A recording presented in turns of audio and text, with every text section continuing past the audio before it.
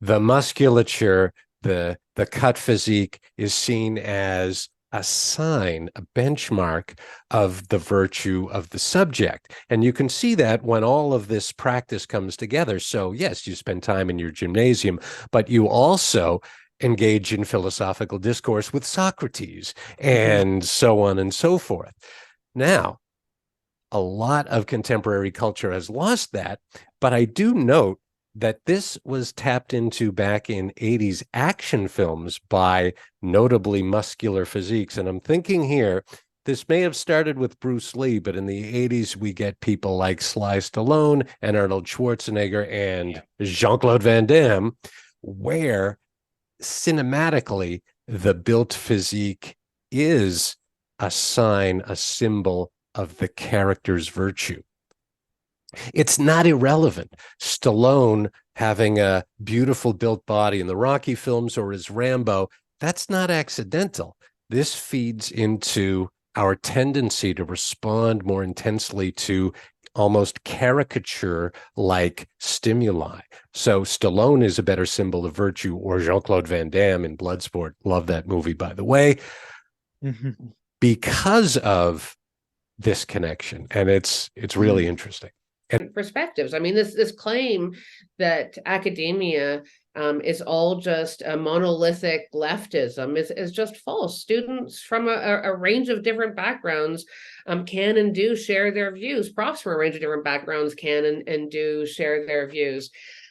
As for whether profs are self-censoring, I think that we are, for a range of reasons, some of them good and some of them not so good.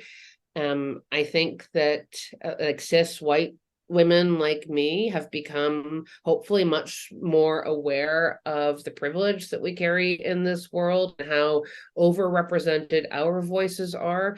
And so very often when I'm teaching, there will be moments where I purposely hold back on something because my voice is already overrepresented. So that's not, I wouldn't characterize that as self-censorship. I would characterize that as judgment, right? Pedagogical judgment, and trying to ensure that one perspective isn't too dominant, right? You do that in order to kind of, A, get read because people like salacious stuff, but also play up and exaggerate the kinds of things that you want to critique. And so perhaps most famously, there was a great deal of pornographic material produced about Marie Antoinette. So there were rumors that she was having an affair. I mean, she was in love with this guy, that her children were bastards, that she was a lesbian. And you can find these images of Marie Antoinette as lesbian, which is, yes, it's salacious and titillating, but it's also a way of delegitimizing the royal family of France. So, de Sade might be the most famous, but he's only one of this broader kind of production of pornographic literature during the late 18th century.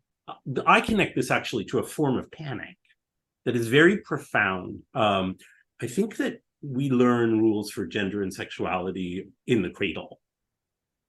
And we learn them years and years and years before we practice, gender not. You practice gender from the moment you start to move your toes, probably. But we don't practice sexuality very much until we reach, it's like 13 years. You have 13 years of sexuality lessons. Rules, you're told the rules over and over again by society, by your parents, reflecting society, so on and so forth. So we're very attached to these sexuality rules of our culture. And another culture having different ones, particularly a culture we admire, it can be very panic inspiring for people. And something that really strikes me as similar, I read some young movie star, I can't quite remember who, had kissed a guy in a movie. And he said, people always ask me if that was really disturbing. And he said, I've also stood next to someone and blown their head off in a movie, which through special effects looked like I was blowing their head off. Nobody asked me if that was disturbing.